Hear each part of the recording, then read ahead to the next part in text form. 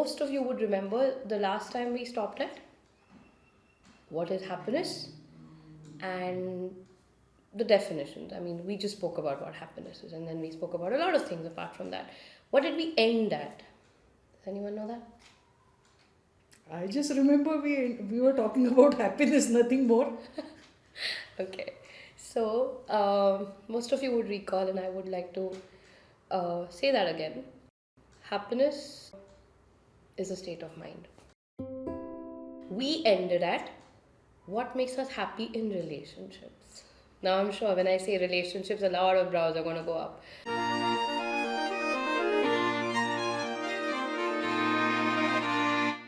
So, let me ask you, what according to you is happiness in a relationship? Oh wow, I didn't expect a question right at the start. Can you say it again? Okay, what is happiness according to you in a relationship? I think relation per se is a connect between not just the living things but non-living things. And when you form a bond with something, then it defines what a relationship is. To give you a more defined way to express that would be uh, connect, which is a relation, and ship. So, two things that keep it from being wobbly and still going. So, relation and ship is relationship. Right. So when we talk about perfect, I think this was very well answered. Thank you. So when we talk about a relationship, now let's talk about relation and ship. Okay, the relation and the ship.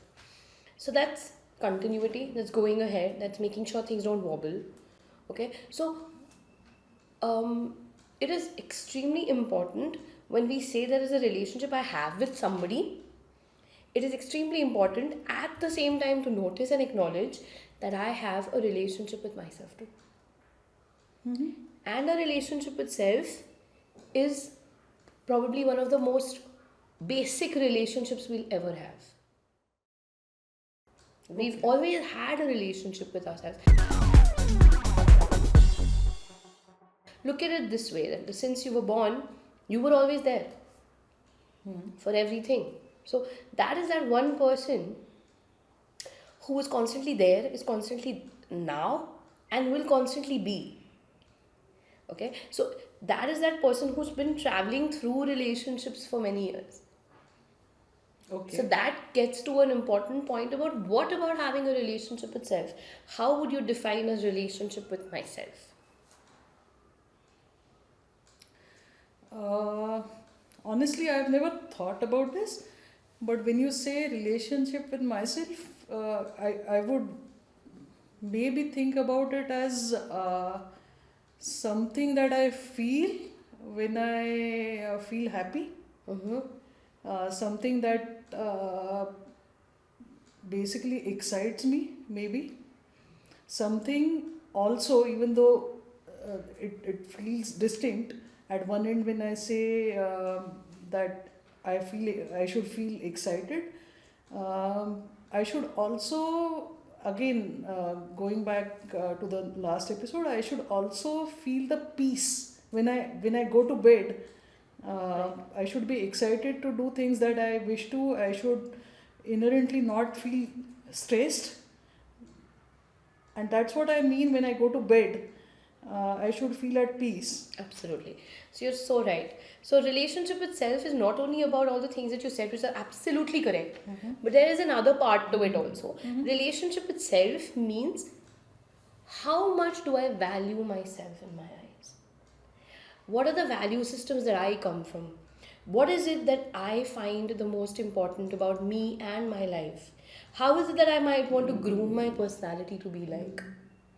What are the goals that I have? What is it that I really want to achieve? What is the purpose of my life? Also becomes a very important part of relationship with yourself. And that's where we get to the point where when we say that I have a relationship with so and so person, the first thing that is most important here to understand is how is my relationship with myself? Am I happy with myself? Am I giving myself what I wanted? Have I achieved what I've wanted so far? Do I have a purpose in my life? Do I have a goal that I want to come to? Is my life goal directed? Is my behavior good to others? Am I virtuous? Do I have values? Do I have value systems? Do I have morals? So, all this is equally important when you say I have a relationship with myself. And that's exactly where you will become happy with the person you've become. So, when you know, and more importantly, rather than knowing, I would say when you're aware of this self image, you know what you will give in a relationship. Okay, interesting. Because But that's your authentic self that you will offer. but sometimes just being centered on this thought of being happy uh, to self, does it actually sometimes then become an obsessive compulsion where you can kind of might get cocky? Mm, not really. No, No? no, I don't think so. Because, see, now again, that's the whole thing. The parameters of what I call a relationship with myself have to be very well defined. So, what do I say? What boundaries do I lay it around with? What kind of emotions do I have for myself? Is what will end up being projected.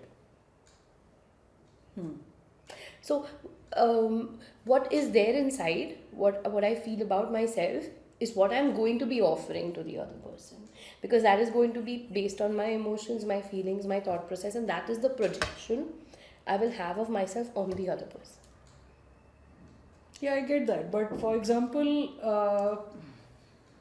if I'm a happy person, but the relationship that I'm in, be it a boy or a girl, be it a child or a parent, if one person is happy and the other person is not, what kind of a dynamic does it get It into? becomes a very stringent dynamic because there are too many expectations, there are too many offloadings, there are too many things that relationship has to go through.